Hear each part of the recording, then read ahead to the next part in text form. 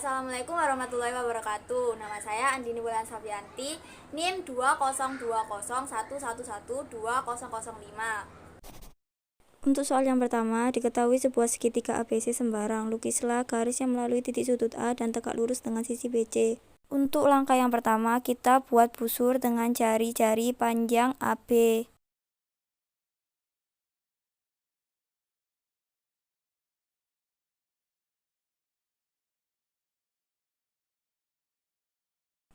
Di sini busur memotong panjang BC, di mana terdapat titik potong yang saya misalkan dengan huruf D. Lalu saya buat busur lagi dengan titik B dan titik D. Panjang jari-jari dari titik B sama dengan panjang jari-jari busur yang pertama, yaitu panjang sisi AB. Jari-jari busur dari titik D sama dengan panjang jari-jari dari titik B, yaitu panjang sisi AB. Busur dari titik B dan titik D akan terdapat titik potong, di mana titik potongnya saya misalkan dengan huruf E. Antara titik A dan titik E kita buat garis, di mana garis ini biasanya disebut sebagai garis tinggi. Garis tinggi adalah garis dari salah satu sudut segitiga yang tegak lurus dengan sisi di hadapannya. Tegak lurus yaitu 90 derajat. Untuk soal yang kedua, diketahui sebuah segitiga ABC sembarang. Lukislah garis yang melalui titik sudut B dan membagi sama panjang ruas sisi AC. Untuk langkah yang pertama, kita buat garis sumbu. Cara membuat garis sumbu, kita buat busur dari titik B, mana jari-jari busurnya lebih dari setengah sisi BC.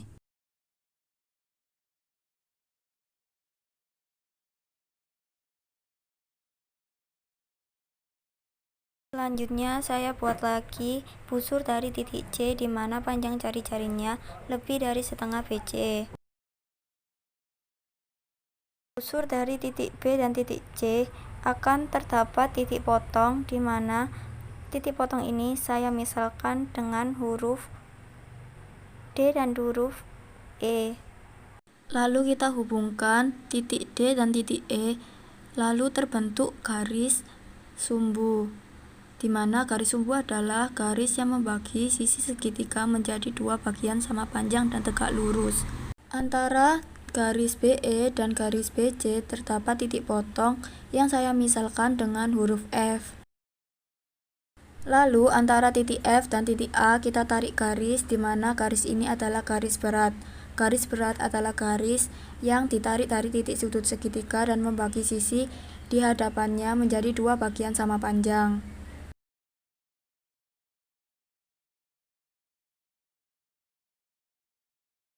Untuk soal yang ketiga, diketahui sebuah segitiga ABC sembarang. Lukislah garis yang melalui C dan membagi sudut ABC menjadi dua sudut sama besar. Langkah yang pertama, saya buat busur dari titik C, di mana panjang jari-jari busur kurang dari setengah sisi BC.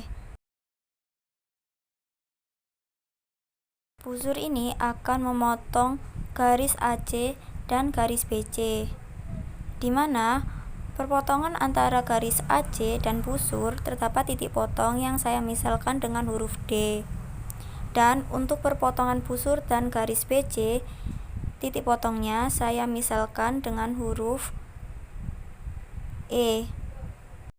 Saya akan membuat busur lagi dari titik D dan titik E, di mana panjang jari-jari busur titik D dan titik E lebih besar daripada panjang busur dari titik C.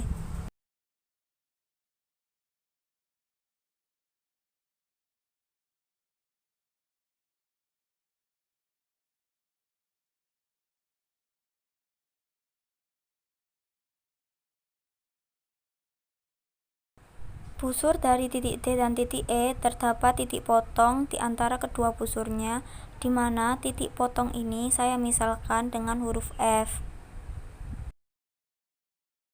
Antara titik C dan titik F akan saya tarik garis, di mana garis ini biasa disebut sebagai garis bagi segitiga.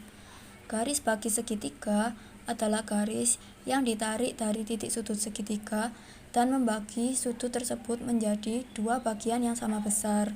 Sudut yang dibagi adalah ABC menjadi dua sudut sama besar. Jadi sudut antara keduanya yang dibagi sama besar. Untuk soal yang nomor 2, yaitu apa yang dimaksud geometri dalam sistem aksiomatik. Jadi, geometri dalam sistem aksiomatik adalah ilmu pengetahuan yang diatur oleh sistem aksiomatik yang merupakan program dari salah satu matematikawan yang bernama Euclid, di mana bagian-bagian dari sistem aksiomatik yaitu ada istilah tak terdefinisi, definisi, teorema, aksioma, dan bukti. Untuk soal nomor 3, yaitu apa yang dimaksud pengertian pangkal dalam geometri Euclides dan sebutkan semua unsurnya. Pengertian pangkal adalah pengertian tentang unsur-unsur dan relasi-relasi yang tidak didefinisikan. Dan untuk semua unsurnya dalam geometri Euclides, yang pertama adalah titik.